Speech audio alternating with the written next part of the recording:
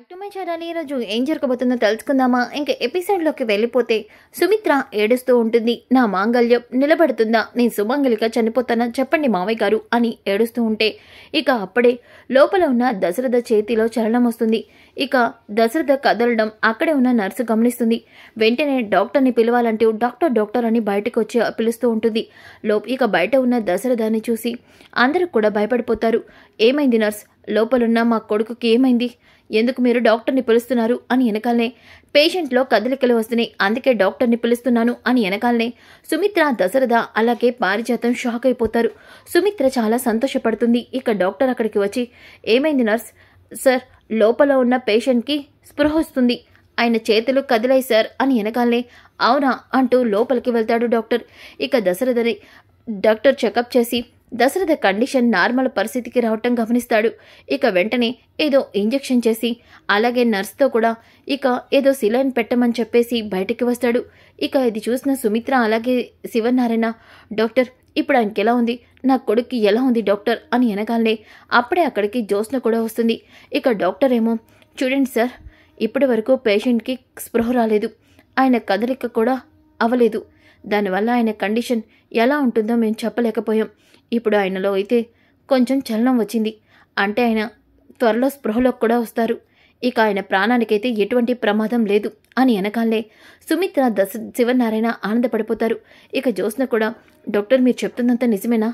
నిజమమ్మా, patient కదిలారు అంటే ఆయన ట్రీట్మెంట్కి కూడా ఆయన బాడీ సహకరిస్తుందన్నమాట. సో ప్రాణభయం ఏమీ లేదు, కంగారు పడాల్సిన అవసరం లేదు, ఏదో మిరాకిల్ జరిగింది, ఆయనైతే ప్రాణాలకి భయమేమీ లేదు అంటూ డాక్టర్ వెళ్ళిపోతారు. ఇక శివనారాయణ, అమ్మ సుమిత్ర, నువ్వన్నమాట నిజమైందమ్మా, అందుకే మన దశరథ మనకి దక్కాడమ్మా. అవునండి, సుమిత్ర మాటలు నిజమయ్యాయి. సుమిత్ర, ఎప్పుడైనా ఇంటికి వెళ్ళి కొంచెం ఏదైనా తినిరా, వెళ్ళి సుమిత్ర అని వెనకాలనే అక్కడే ఉన్న జ్యోత్స్న, డాడీ ఇంకా స్పృహలోకైతే రాలేదు, డాడీ కదలికలు వచ్చాయంటే డాడీ స్పృహలోకి కూడా వస్తారు, డాడీ స్పృహలోకి వచ్చేలోపు అక్కడ దీపకి శిక్ష పడాలి అని మనసులో అనుకుంటూ ఉంటే ఇక శివనారాయణ, జ్యోత్స్న మాట్లాడవేంటి? స్టేషన్కి ఎస్ఐ రమ్మన్నాడు, వెళ్ళవా? వెళ్ళాను తాత, అలాగే లాయర్ని కూడా కలిశాను. ఏమైంది? నీ మొహం అంతా అలా ఉంది, ఏమైందంటావేంటి తాత? దీప అక్కడ కూడా నన్ను చంపడానికి ట్రై చేసింది. దీప ఇంత చేసినా తనకి ఏమాత్రం కూడా సిగ్గు లేదు, భయం లేదు. ఏంటి నువ్వు అంటుంది? అవును గ్రాని, బావ కూడా అక్కడే ఉన్నాడు. దీపని విడిపించడానికి బావ కూడా లాయర్తో మాట్లాడి దీప కోసం బావ చాలా ప్రయత్నాలే చేస్తున్నాడు. వాడెన్ని ప్రయత్నాలు చేసినా ఆ దీప మాత్రం ఎప్పటికీ బయటే పడదు. అవును, దీపకి జీవిత ఖైదు శిక్ష పడేలాగా ఈ శివనారాయణ చేస్తాడు. తాత, నేను కూడా అదే మాట లాయర్ అంకుల్తో చెప్పాను, నేను కూడా మాట్లాడతాను, రేపు ఖచ్చితంగా కోర్టులో ఆ దీపకి శిక్ష పడుతుంది అని చెప్పి శివనారాయణ అంటాడు. జ్యోత్స్న కూడా నాకు అదే కావాలి అని అనుకుంటూ వెళ్ళిపోతుంది.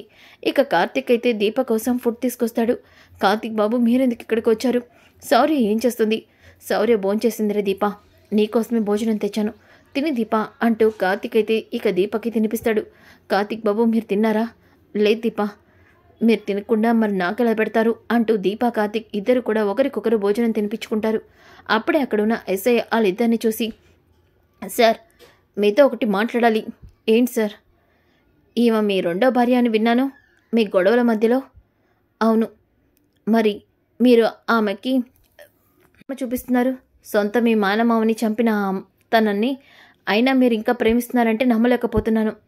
చూడండి ఎస్ఐ గారు, దీప అంటే మీకేమీ తెలీదు, కానీ దీప ఎలాంటిదో ఏంటో నాకు తెలుసు, అందుకే తను తప్పు చేయదని నేను దృఢంగా నమ్ముతున్నాను. ఆ ప్రేమే మా ఇద్దరిని ఇలా ఉంచింది అని వెనకాలనే ఎస్ఐ కూడా షాక్ అయిపోతాడు. రేపు ఉదయమే మీ భార్య దీప తప్పు చేసిందో లేదో ప్రూవ్ అవుతుంది, అప్పటి వరకు మీరు తన వైపు జడ్జిమెంట్ ఇవ్వడం మానేయండి అంటూ ఎస్ఐ అక్కడి నుంచి, లావణ్య స్టేషన్ చూసుకోండి, వెళ్తున్నాను అంటూ ఎస్ఐ వెళ్ళిపోతాడు. ఇక దీప, కార్తిక్ బాబు, నేను నిజంగా ఏ తప్పు చేయలేదు, ఆ గన్ నేను పేల్చలేదు కార్తిక్ బాబు. దీప, నువ్వు కంగారు పడద్దు, ఏదో ఒక రకంగా ఈ ప్రమాదం నుంచి నిన్ను బయటపడేలాగా లాయర్ చేస్తారని నాకు చెప్పారు. మావయ్యకి కూడా స్పృహ వచ్చిందని విన్నాను, ఇక నువ్వు టెన్షన్ పడాల్సిన అవసరం లేదు. అవునా కార్తిక్ బాబు, దశరథ గారికి స్పృహ వచ్చిందా? వచ్చిందని చెప్పారు, ఇక నీకేం ప్రమాదం లేదు దీపా, నా ప్రాణాలు అడ్డు పెట్టానని నిన్ను కాపాడుకుంటాను అని కార్తీక్ అయితే మాట ఇస్తాడు. ఇంకా ఉదయం అవుతుంది. ఉదయమైన తర్వాత ఇక కార్తీక్ అయితే శౌర్యని స్కూల్కి పంపించేసి, మమ్మీ నేను కోర్టుకి వెళ్తున్నాను. ఒరే కార్తీక్, దీప నిర్దోషిగా నిరూపణ అవుతుంది కదా, అవ్వాలనే కోరుకుంటున్నాను మమ్మీ. అక్కడికి వెళ్ళే వరకు నేనేమీ చెప్పలేను, ఎందుకంటే దీప తప్పు చేయలేదని చెప్పడానికి ఒక్క సాక్ష్యం కూడా మన దగ్గర లేదు అని చెప్పేసి కార్తీక్ అయితే బయలుదేరుతాడు. ఇక స్వప్న అయితే, కాశీ ఇంకా నువ్వు రెడీ అవ్వలేదేంటి? కోర్టుకి వెళ్ళాలని చెప్పాను కదా. అది కాదు తిల్లు, నాన్నని చూసుకోవడానికి ఇంట్లో ఎవరో ఒకరు ఉండాలి కదా, నువ్వు ఇంట్లోనే ఉండు, నేను కోర్టుకి వెళ్తాను బావతో పాటు. అది కాదు కాశీ, తిల్లు నేను చెప్పేది విను అని చెప్పి కాశీ అయితే ఇక కార్తీక్తో పాటు కోర్టుకి బయలుదేరుతాడు. ఇక కోర్టుకి రాగానే అక్కడే ఉన్న దీపని చూసి ఇక జ్యోత్స్న అలాగే పారిజాతం, వసే పాపిష్టిదాన, దేవుళ్ళంటి మా దశరథికి ఈ పరిస్థితి తీసుకొచ్చో, నీకు మాత్రం ఖచ్చితంగా శిక్ష పడుతుంది అని అనగానే ఇక జ్యోత్స్న, గ్రాని దీపకి జీవిత ఖైదు శిక్ష గ్యారంటీ అని అనగానే అప్పుడే కార్తీక్ అక్కడికి వచ్చి, అది ఎప్పటికీ జరగదులే జ్యోత్స్న అని అంటాడు. ఇక పారిజాతం, ఒరే పాపిష్టోడా, ఇంత జరిగినా నీకు మాత్రం బుద్ధి రాలేదు, ఇంకా నీ పెళ్ళం వైపే నుంచొని నీ పెళ్ళాన్నే సపోర్ట్ చేస్తున్నావు, నువ్వు మారవరా అని అంటుంది. ఇక కోర్టు టైం అయితే స్టార్ట్ అవుతుంది. కోర్టు టైం స్టార్ట్ అయ్యాక ఇక భగవాన్ దాస్ అయితే ఇక దీప ఒక పక్కా ప్లాన్తోనే శివనారాయణ గారి ఇంట్లో అడుగుపెట్టిందని, ఆ భాగంగానే దీప కార్తీక్ని పెళ్లి చేసుకుందని, ఆస్తి కోసం దశరథని అలాగే తన వారసురాలైన జ్యోత్స్నని చంపాలనుకుందని, ఇదంతా జరగకపోయేసరికి ఏకంగా గన్తో అతని ప్రాణాలే తీసిందని అన్నింటికీ సాక్ష్యాల్ని చూపిస్తాడు. అలాగే దీప పేల్చిన గన్లోని బుల్లెట్టే దశరథ గారి గుండెల్లోకి కూడా వెళ్ళింది. దశరథ గారిని షూట్ చేస్తున్నప్పుడు ఇంట్లో ఉన్న అందరూ చూశారు, ఇంకా తన భర్త కార్తీక్ కూడా చూశాడు. కాబట్టి దీప ముద్దాయిగా భావించి తనకి జీవిత ఖైదు శిక్ష వేసి నా క్లయింట్కి మీరే న్యాయం చేయాలి అని కోర్టు వారికి చెప్పుకుంటాడు. ఇక ఒక్కసారిగా క్లయింట్ లాయర్ మాటలతో ఇక జడ్జు వాదోపవాదాన్ని విన్నాక తప్పు దీప చేసిందని రుజువైంది, అలాగే తను హత్య చేసిందని కూడా తెలుస్తుంది కాబట్టి అని వెనకాలనే ఇక దీప, లేదు మిలట్, నేనెవరిని చంపలేదు, దశరథ్ గారిని నేను షూట్ చేయలేదు, నేను చెప్పేది నమ్మండి అని వెనకాలనే ఇక అక్కడే ఉన్న కళ్యాణ్ చక్రవర్తి ఇక పైకి లేస్తాడు. మిలాట్, ఒక్కసారి నేను ఒక విషయం మీతో మాట్లాడాలి, చెప్పండి. నా క్లయింట్ దీప ఒక సాదాసీనమైన మహిళ, తను వంటలు చేస్తూ బ్రతికే మనిషి, అలాంటి తనకి గన్ చూడటం కూడా కొత్తే, అలాంటి తను ఒక గన్ తీసుకొని కరెక్ట్గా షూట్ చేసిందంటే ఎలా నమ్ముతాము? అందుకని ఈ కేసులో ఇంకేదో సాక్ష్యం ఉంది, అందువల్ల సాక్ష్యాలు దొరికే వరకు మాకు కొంచెం టైం ఇవ్వాలని కోర్టు వారిని సవ్యంగా కోరుకుంటున్నాను అని అనగానే ఇక అక్కడే ఉన్న భగవాన్ దాస్, మిలాట్, ఇలాంటి వాళ్ళకి టైం ఇస్తే కేసుని తారుమారు చేస్తారు, తప్పు చేసి తప్పించుకుంటారు, దయచేసి తనకి శిక్ష విధించాలని కోర్టు వారిని సవ్యంగా కోరుకుంటున్నాను అని అనగానే పారిజాతం చూస్తా చాలా సంతోషపడతారు. ఇక కార్తీక్ అయితే టెన్షన్ పడుతూ ఉంటే ఇక జడ్జు కోర్టు వాదోపవాదాలు విన్నాక కోర్టులో ఏదైనా సాక్ష్యాలు మాత్రమే నమ్ముతుంది, కానీ తను తప్పు చేసిందనడానికి సాక్ష్యం ఉంది తప్ప తప్పు చేయలేదనడానికి ఒక్క సాక్ష్యం కూడా లేదు. కానీ ఒక దోషికి శిక్ష పడినా పర్వాలేదు, కానీ నిర్దోషికి శిక్ష పడకూడదన్నదే కోర్టు యొక్క ముఖ్య ఉద్దేశం. అందుకని రేపు 24 గంటలు కోర్టులో దీపకి టైం ఇస్తున్నాం, ఈలోపు సాక్ష్యాలు తెస్తే లేదంటే తన శిక్షని అనుభవించాల్సిందే, ద కోర్ట్ ఈజ్ ఓవర్ అంటూ కోర్టు క్లోజ్ అవుతుంది. ఇక కళ్యాణ్ అయితే, కార్తీక్, ఉన్నదాన్ని బట్టి నేను ఒక రోజైతే కోర్టుని టైం అడగలిగాను, కానీ దీప తప్పు చేయలేదని చెప్పడానికి మనకి ఏదో ఒక సాక్ష్యం కావాలి. మావయ్య చెప్తే, దశరథ గారే చెప్తే ఖచ్చితంగా దీపకి శిక్ష పడదు.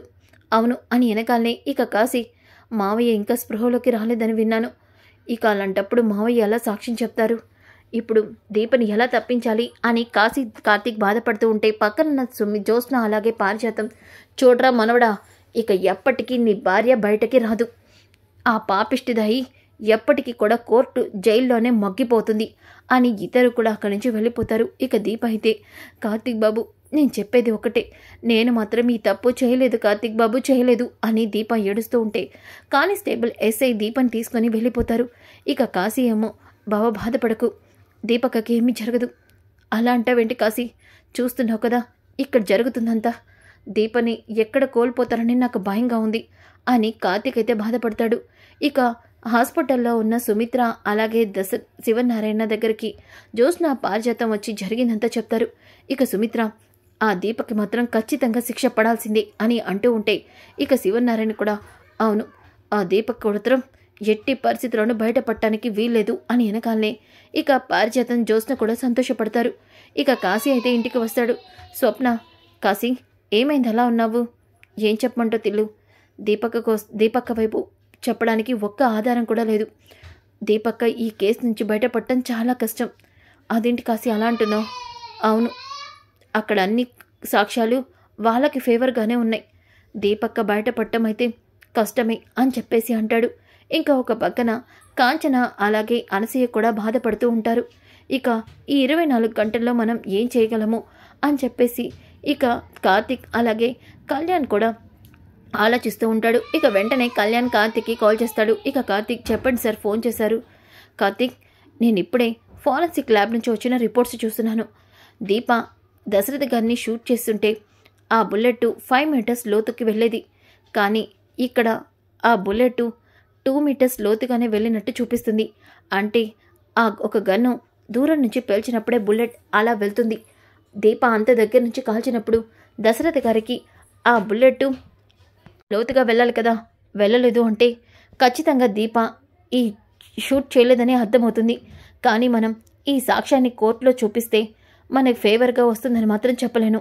కానీ దశరథ గారిని దీప షూట్ చేయలేదు అంటే ఖచ్చితంగా అక్కడ తనని ఎవరో షూట్ చేస్తుంటారు. ఆ వ్యక్తిని మనం పట్టుకుంటే దీప ఇందులోంచి బయటపడే అవకాశం ఉంది. అవునా, మరి ఎలా తెలుస్తుంది? ఆ ఇంటి చుట్టుపక్కల సీసీ కెమెరాలు లేదంటే ఆ ఇంట్లో సీసీ కెమెరాలను చూస్తే మనకి విషయం దొరుకుతుంది. సరే సార్, నేను ట్రై చేస్తాను అంటూ కార్తీక్ అయితే ఇక శివనారాయణ ఇంటి ఉన్న వాచ్మెన్కి కాల్ చేసి దొంగతనంగా తన ఇంటి సీసీ కెమెరాల ఫుటేజ్ వీడియోనైతే చూపించమని అడుగుతాడు. ఇక వాచ్మెన్ అయితే సీసీటీవీ ఫుటేజ్ చెక్ చేయడానికి వెళ్తాడు. ఇక చూసి, సారీ సార్, కెమెరాలో ఆ రోజు వర్క్ అవ్వట్లేదనుకుంటా, ఆ రోజు వీడియో రికార్డ్ అవ్వలేదు అని వెనకాలనే ఇక కార్తీక్, అదేంటి ఆ రోజు వీడియో రికార్డ్ అవ్వకపోవడం ఏంటి? చూసావా? చూశాను సార్, అన్ని డేస్ ఉన్నాయి, ఆ ఒక్కరోజు వీడియో మాత్రం లేదు అని వెనకాలనే ఇక జ్యోత్స్న అయితే, బావా నీకు ఒక్క ఆధారం కూడా మిగల్చను, దీప నిర్దోషి అని నిరూపించడానికి నీకు ఒక్క అవకాశం కూడా ఉంచను. అవును, ఆ సీసీటీవీ ఫుటేజ్ వీడియోని డిలీట్ చేసింది నేనే అని జ్యోత్స్న అయితే మనసులో అనుకుంటుంది. ఇంకా కార్తీక్ కాల్ కట్ చేసి, ఇదేంటి సీసీటీవీ ఫుటేజ్ వీడియో అన్ని రోజులుండి ఆ రోజుదే పోవటం ఏంటి? అంటే దీప మీద చేయాల్సిన కుట్రకి పక్కా ప్లాన్తోనే జరిగిందని అర్థమవుతుంది. ఈ కుట్ర కూడా జ్యోత్స్నే కావాలని చేసిందా? దీప చెప్పిన మాటలను బట్టి చూస్తూ ఉంటే జ్యోత్స్న దీప మీద కావాలని కుట్ర చేయడానికి ఇదంతా చేసినట్టు అనిపిస్తుంది. అవును, దీప గౌతమ్ గురించి చెప్పడానికి అక్కడికి వెళ్ళింది. దీపని జ్యోత్స్న కావాలని రెచ్చగొట్టింది. తన చేతిలో ఉన్న గన్ కూడా దీపకి వెళ్ళేలాగా చేసింది. అంటే మావయ్యని షూట్ చేయించింది కూడా జ్యోత్స్నేనా? అందుకే ఇంట్లో ఉన్న వీడియోని డిలీట్ చేసిందా? షూట్ చేయలేదు అన్నప్పుడు ఆ గన్లోని బుల్లెట్ మావయ్యకి ఎలా దిగింది? అంటే ఆ గన్లోని బుల్లెట్ జ్యోత్స్నే ఎవరికైనా ఇచ్చిందా?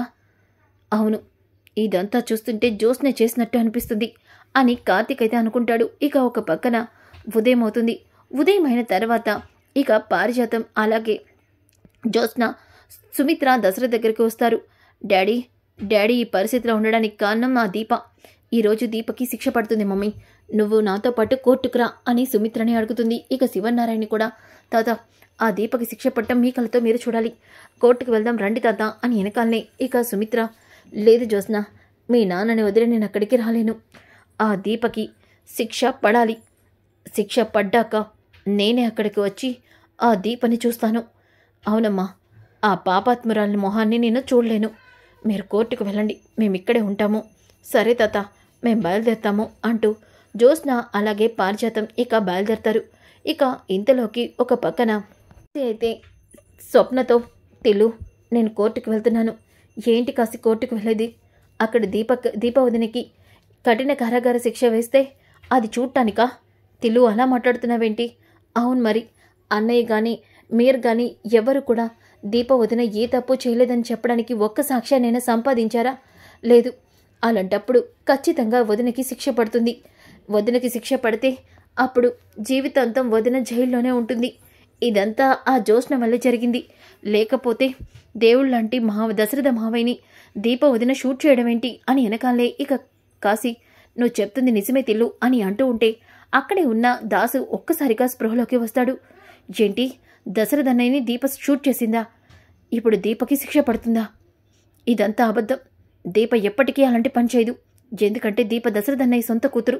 అలాంటప్పుడు దీప ఎందుకు ఇలా చేస్తుంది అని చెప్పేసి దాసు అయితే ఒక్కసారిగా కాశీ ఏమంటున్నా నువ్వు? దీప దశరథ అన్నయ్యని షూట్ చేయడం ఏంటి? నాన్న మీకు అంతా గుర్తొచ్చిందా? నాన్న మీకు తెలుస్తుందా? నేను అడిగేదానికి ముందు సమాధానం చెప్పరా? దీప దశరథ అన్నయ్యని షూట్ చేయడం ఏంటి?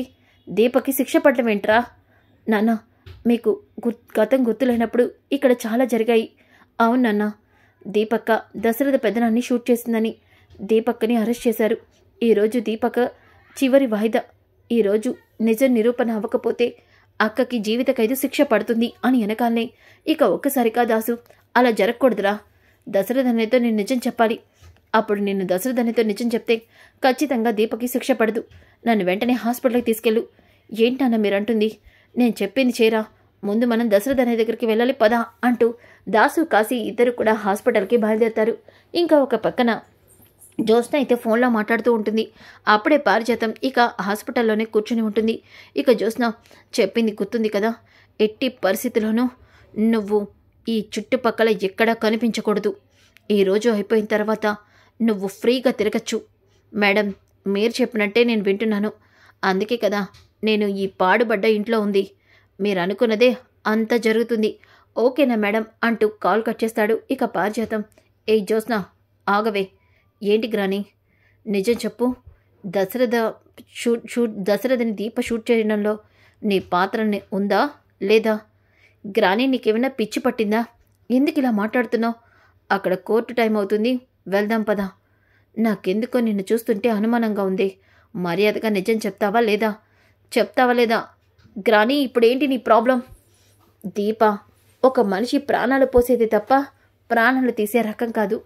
అందుకే నాకు అనుమానంగా ఉంది. నిజం చెప్పు అని అంటూ ఉంటే అప్పుడే కాశీ అలాగే దాసు హాస్పిటల్కి వస్తారు. ఇక రిసెప్షనిస్ట్తో కాశీ అయితే మాట్లాడుతూ ఉంటే అప్పుడే దాసు పైకి వస్తాడు. ఇక పారిజాతం అలాగే జ్యోత్స్న మాట్లాడుకుంటూ ఉంటే దాసు వాళ్ళిద్దరిని చూసి ముందుకు వెళ్ళబోతూ ఉంటే ఇక పారిజాతం, జ్యోత్స్న చెప్పవే, దశరథని షూట్ చేయించింది దీపేనా? మాట్లాడవేంటే? లేదు గ్రాని, నువ్వనుకుంటుందే నిజం. దీప డాడీని షూట్ చేయలేదు. దీపకి దీనికి ఏ సంబంధం లేదు అని వెనకాలనే దాసు షాక్ అయిపోతాడు.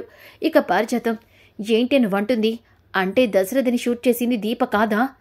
అయితే మరి ఇంకెవరు? చెప్పవే. సత్యపండు. ఏంటి నువ్వంటుంది?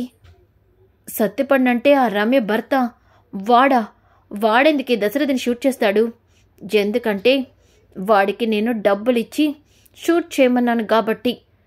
అంటే దశరథని షూట్ చేయించింది నువ్వా? ఎందుకే పాపిష్టిదాన ఇంత పని చేశావు? దశరథకి ఏమైనా అయితే ఎంత ప్రమాదమో నీకు తెలుసా? తెలుసు గ్రాని. నా ప్రేమ కోసం ఎవరు చేస్తే ఏంటి, ఎవరు బ్రతికితే నాకేంటి? నా ప్రేమని గెలిపించుకోవడమే నాకు కావాల్సింది. ఏంటి నువ్వంటుంది? అవును గ్రాని, గౌతమ్ మంచివాడు కాదన్న విషయం నాకు ముందే తెలుసని, కావాలనే నేను ఎంగేజ్మెంట్కి ఒప్పుకొని దీపని ఇరికించానన్న విషయం దీపకి తెలిసిపోయింది. అది చెప్పడానికే దీప ఈ ఇంటికి వస్తుంది. అందుకే దీపని శాశ్వతంగా అడ్డు తొలగించుకోవడం కోసమే నేనే దీపని రెచ్చగొట్టి నా చేతిలో ఉన్న గన్ దీప లాక్కొని డాడీని షూట్ చేసేలాగా చేశాను. కానీ షూట్ చేసింది మాత్రం దీప కాదు, సత్యపండు. వాడికి ముందే గన్లోని బుల్లెట్ని ఇచ్చి డాడీని షూట్ చేయమని చెప్పాను. అందుకే వాడు షూట్ చేశాడు. అందుకే డాడీ ఈ పరిస్థితిలో ఉన్నాడు. ఒకవేళ దశరథ నిజంగా చచ్చిపోతే చచ్చిపోని, దీప చేతిలో డాడీ చచ్చిపోయాడని దీపకి ఉరిశిక్ష పడేది. నాకు కావాల్సింది జరిగేది. ఆ దీపని తప్పిస్తేనే కదా బావతో నా పెళ్ళయ్యేది. ఏంటి నువ్విన్ని తప్పుల మీద తప్పులు చేసుకుంటూ పోతున్నావే జ్యోత్స్న? అర్థం కావట్లేదే. ఈ విషయం మీ తాతకు కానీ మీ అమ్మకు కానీ తెలిస్తే నిన్ను ప్రాణాలతో ఉంచరు. గ్రాని, డాడీ స్పృహలోకి వస్తే ఖచ్చితంగా దీప తనని షూట్ చేయలేదన్న విషయం బయటపడుతుంది. అప్పుడు దీపకి శిక్ష పడదు. అందుకే లాయర్తో రెచ్చగొట్టించి దీపకి ఈరోజే ఫైనల్ జడ్జిమెంట్ ఇచ్చేలా చేశాను. ఈరోజు దీపకి శిక్ష పడుతుంది. దీని నుంచి ఎవ్వరూ కూడా దీపని తప్పించలేరు. పదక్రాని అంటూ పారిజాతాన్ని తీసుకొని జ్యోత్స్న వెళ్ళిపోతుంది. ఒక్కసారిగా దాసు అంటే దీపని ఈ కేసులో ఇరికించి దశరథన్నని షూట్ చేయించింది జ్యోత్స్న. ఈ విషయం వెంటనే అన్నయ్యతో చెప్పాలి అని అనుకుంటూ ఉంటే కాశీ, నాన్నా నువ్వేంటి ఇక్కడున్నావు? నీకోసం ఎన్ని చోట్ల వెతికాను తెలుసా? కాశీ, ముందు నేను దశరథన్నని కలవాలి, పదనన్నా అంటూ లోపలికి తీసుకెళ్తాడు. అప్పుడే అక్కడ శివనారాయణ సుమిత్ర ఉంటారు. ఇక వాళ్ళిద్దరూ, దాసు నువ్వేంటి ఇక్కడికి వచ్చావు? వదిన, నేను అన్నయ్యతో మాట్లాడాలి. నువ్వేం మాట్లాడాల్సిన అవసరం లేదు. మీరందరూ ఆ కోవకు చెందిన వాళ్ళని నాకు తెలుసు. ఒరే కాశీ, మీ నాన్న ఇప్పుడు మేమేం చెప్పి వినే పరిస్థితిలో లేడు. వాడిని ఇక్కడి నుంచి వెంటనే తీసుకెళ్ళు. సార్, మీరెన్ని చెప్పినా నేను దశరథన్నయ్యని కలవాలి, దశరథన్నయ్యతో మాట్లాడాలి అంటూ దాసు వాళ్ళిద్దరిని వదిలేసుకొని మరీ లోపలికి వెళ్తాడు. ఇక శివనారాయణ, కాశీ అలాగే సుమిత్ర కూడా లోపలికి వస్తారు. ఇక దాసు అప్పుడే స్పృహలో లేకుండా ఉంటాడు. ఇక దాసు, దశరథన్నయ్య మీరు కళ్ళు తెరవాలి, మీరు స్పృహలోకి రావాలి. మీరు స్పృహలోకి వస్తేనే అక్కడ నీ కూతుర్ని మీరు కాపాడుకోగలుగుతారు. దశరథన్నయ్య నేను చెప్తుంది మీకు వినిపిస్తుందా అని అంటూ ఉంటే ఒక్కసారిగా సుమిత్రకి శివనారాయణకి ఏమీ అర్థం కాదు. కానీ దాసు దశరథని అలా పిలుస్తూ ఉంటే ఒక్కసారిగా దశరథలో చలనం మొదలవుతుంది. ఇక దశరథ కళ్ళు తెరుస్తాడు. దశరథన్నయ్య మీరు కళ్ళు తెరిచారా? దశరథన్నయ్య, నేను మీతో ఒక విషయం చెప్పాలి. మీ అందరూ అనుకున్నట్టు జ్యోత్స్న మీ కన్న కూతురు కాదు. జ్యోత్స్న చాలా పెద్ద దుర్మార్గురాలు. ఏంటి దాసు నువ్వు అంటుంది? అవునన్నయ్య, మిమ్మల్ని ఈ పరిస్థితికి తీసుకొచ్చింది అంతా కూడా జ్యోత్స్నే. దీప ఏ తప్పు చేయలేదన్నయ్య. ఎందుకంటే దీప మీ కన్న కూతురు. మీ కూతుర్ని మీకు దూరం చేయడానికి జ్యోత్స్న ఆడుతున్న నాటకాలు ఇవన్నీ. అవును దశరథన్నయ్య అని వెనకాలే అందరూ కూడా షాక్ అవుతారు. జ్యోత్స్న నా కన్న కూతురు, దీప మీ కూతురు. అందుకని దీపని ఎలా అయినా అడ్డు తప్పించడానికి జ్యోత్స్న నన్ను చంపాలని చూసింది. ఇప్పుడు దీపని కూడా ఈ కేసులో ఇరికించి జీవితాంతం దీప జైల్లో ఉండేలా చేస్తుంది. దీపకి దీనికి ఏ సంబంధం లేదు దశరథన్నయ్య అని జరిగిందంతా చెప్తాడు. అది విని ఒక్కసారిగా శివనారాయణ, సుమిత్ర ఆక దశరథ షాక్ అవుతారు. ఇక దశరథ, నేను వెంటనే నా కూతుర్ని కాపాడాలి నాన్న. దీపకి అన్యాయం జరగకూడదు. సుమిత్ర నన్ను హాస్పిటల్కి దించి కోర్టుకు తీసుకెళ్ళండి అని అనగానే వీల్ చైర్ మీద ఇక దశరథనైతే కోర్టుకు తీసుకెళ్తుంటారు. ఇక కోర్టులో కేసు మొదలవుతుంది. ఇక భగవాన్ దాస్ అయితే దీపకి శిక్ష పడాలని, వాళ్ళ వైపు ఎటువంటి ఎవిడెన్స్ లేదని, తప్పు చేసే వాళ్ళకి ఎవిడెన్స్ ఎలా దొరుకుతుంది అని అంటూ ఉంటాడు. ఇక కళ్యాణ్ అయితే, ఎవిడెన్స్ లేదని ఎవరు చెప్పారు? నా క్లయింటు దశరథ గారిని షూట్ చేయలేదు, దానికి సాక్ష్యం నా దగ్గర ఉంది అంటూ సత్యపండు గన్తో షూట్ చేసిన వీడియోనైతే చూపిస్తాడు. ఒక్కసారిగా ఆ వీడియోని చూసి జ్యోత్స్న, పారిజాతం షాక్ అవుతారు. మిలాట్, చూశారు కదా, నా క్లయింట్ దీప ఏ తప్పు చేయలేదు. తనని గన్తో షూట్ చేసింది వీడు సత్యపండు. ఈ విషయం మీరెలా చెప్తారు? అయినా ఏదో వీడియోని చూపించి అతన్ని షూట్ చేశాడంటే ఎలా నమ్ముతామో అని వెనకాలనే అప్పుడే దశరథ్ అక్కడికి వస్తాడు. నేనే చెప్తే నమ్ముతారా అని వెనకాలనే ఒక్కసారిగా జ్యోత్స్న, పారిజాతం షాక్ అయిపోతారు. ఇక భగవాన్ దాస్ కూడా షాక్ అవుతాడు. ఇక కళ్యాణ్, మిలాట్, ఏ క్లయింట్ అయితే నా క్లయింట్ చంపాలనుకుందో తనే ఇక్కడికి వచ్చాడు.